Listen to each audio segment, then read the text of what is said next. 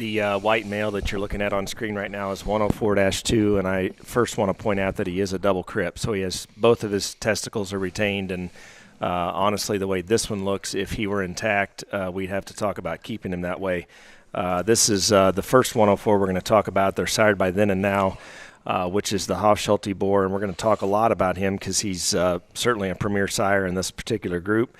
And then on the bottom side here, this sow is actually a neighbor boy, which neighbor boy was a cracker, and then the bottom side of that would be neighbor boy kingpin on Cricket's mother. So tremendous sow family there on the bottom side of this white one, and I've got a new sidekick here to talk about the pigs, but I'll turn it over to him and let him give you a few thoughts on where this one might fit in the show ring.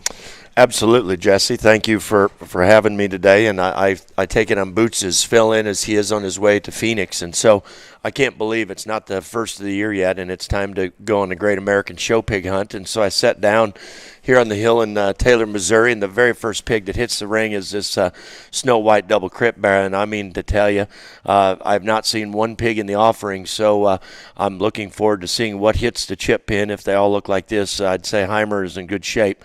Awesome head, great skeleton. I think this bear's proper length of body reads really well. You know, being a white cross, depending on where you jackpot him, he can class York right now.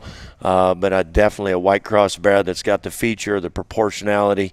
Really excited that what he can possibly do. Like you said, if he's got two testicles fully descended, he stays intact, and that's pretty much a no-brainer.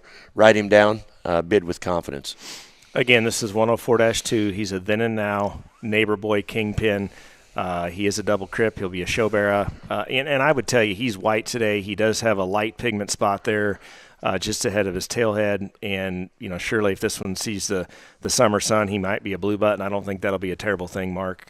In this other cross world we live in today, there's more and more opportunities for the blue ones to stand alone. And I think this one will surely do that. So yeah, and I think he shows with belts. I think regardless of color, that one will be there in the end. 104-2.